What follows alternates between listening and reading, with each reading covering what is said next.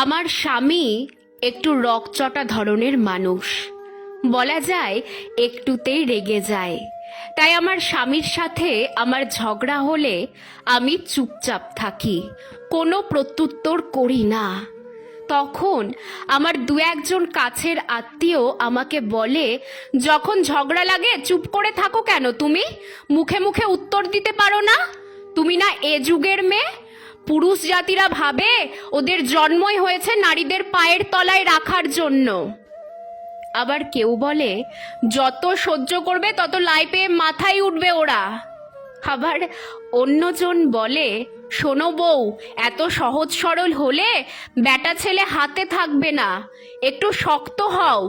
আজকাল মেয়েদের জন্য অনেক আইনি ব্যবস্থা আছে, পুলিশকে জানিয়েই দেখো না একবার কি অবস্থা করে তোমার স্বামীর। এসব কথার উত্তরে আমি বলি, ওনার রাগটা একটু বেশি, সবাই তো একরকম হয় না, তবে ও সবসময় ওরকম ঝগড়া করে না। 9 মাসে 6 মাসে প্রতিটা সংসারেই তো একটু খুটখাট লাগে। কই, আমি যখন রাগ দেখাই ও তো তখন চুপচাপ থাকে। তখনই তারা উত্তরে বলে, এ যুগের মেয়ে হয়ে যে তুমি কি করে এসব সহ্য করো, আমি হলে তো বাবা ডিভোর্স দিয়েই চলে আসতাম।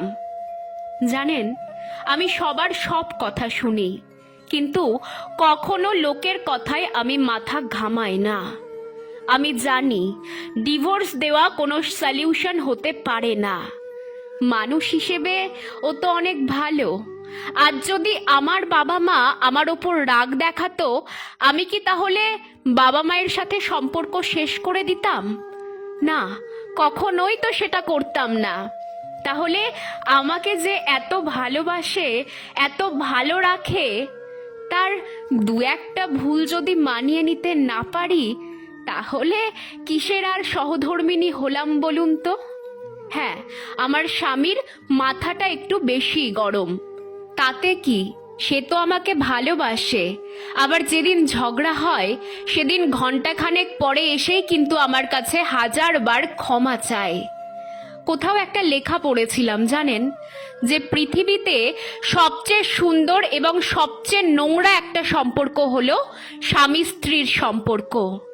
পৃথিবীর সবচেয়ে জঘন্য কথা হয় স্বামী স্ত্রীর মধ্যে, এবং পৃথিবীর সবচেয়ে সুন্দর কথাও হয় স্বামী স্ত্রীর মধ্যে।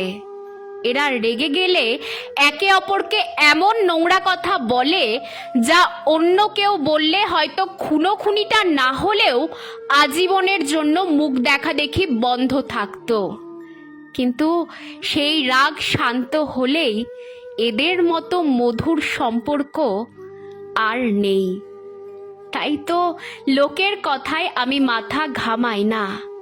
লোকটার বাইরের অংশ দেখেই সবাই ওকে রকচটা বলে, কিন্তু পরে আমার কাছে এসে ও যখন বাচ্চাদের মতো আচরণ করে, সেটা তো কেউ জানতেই পারে না। প্রতিটি মেয়ের মনে রাখা উচিত, ডিভোর্স কোনো সমাধান হতে পারে না।